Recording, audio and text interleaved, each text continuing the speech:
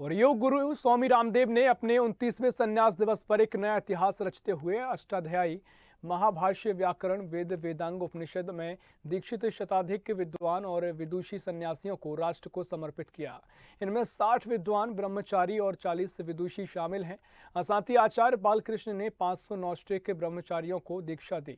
इस मौके पर सरसंघ चालक मोहन भागवत और केंद्रीय गृह और सहकारिता मंत्री अमित शाह कार्यक्रम में शामिल हुए। इस दौरान बाबा रामदेव ने कहा कि राम राज्य शासन से नहीं आत्म अनुशासन से आएगा, इसलिए हमारे द्वारा राष्ट्र धर्म को मानने वालों को संन्यास की दीक्षा दी गई है।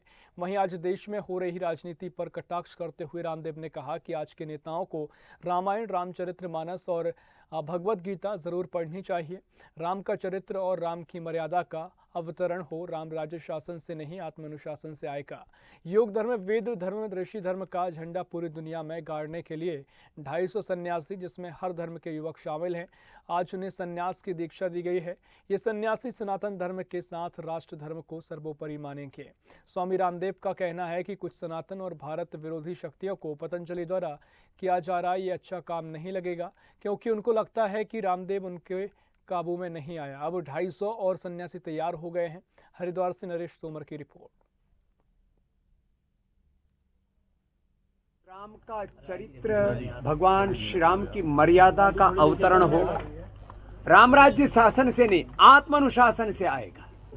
और योग धर्म, वेद धर्म, ऋषि धर्म का झंडा पूरी दुनिया में गाड़ने के लिए 250 सन्यासी पतंजलि के, और वो भी विद्वान विदुषी सब वर्ग जातियों के, जिसको हमारे यहाँ शास्त्रों में कहा ये नारायणी सेना है। ये ऐसे योगी कर्मयोगी सन्यासी हैं। ये पलायनवादी और प्रमादी सन्यासी नहीं, जातिवादी सन्यासी नहीं, राष्ट्रवादी अध्यात्मवादी वो सन्यासी जो अपने सनातन धर्म और सन्यास धर्म के साथ राष्ट्र धर्मों को सर्वोपरि मानते हैं, ऐसे सन्यासी बन रहे हैं। ये अलग बात है कि कुछ सनातन विरोधी, भारत विरोधी शक्तियों को पतंजलि का ये जो गौरव है, ये जो अध्यात्म का वैभव हो, रास नहीं आता। उनको ऐसा लगता है एक रामदेव तो काबू में आ नहीं रहा था, अब 250 और तैयार हो गए। मेडिकल माफिया है, ड्रग माफिया है, जो रिलीजियस माफिया है, जो कॉर्पोरेट माफिया है, और कुछ ऐसे भी राजनीतिक माफिया इस देश में जो इस देश की एकता, अखंडता और संप्रभुता को तोड़ना चाहते हैं। उन सबको अब एक बहुत बड़ा जोर का झटका सा लग रहा है कि अब क्या होगा। राजनेताओं में बहुत ओछी सोच आ गई है।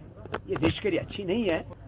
सभी राजनेताओं को कम से कम एक बार महर्षि वाल्मीकि जी की रामायण, रामचरितमानस, एक बार महर्षि वेदव्यास का महाभारत, और नहीं तो कम से कम श्रीमद् भगवत गीता जरूर पढ़ने लेनी चाहिए।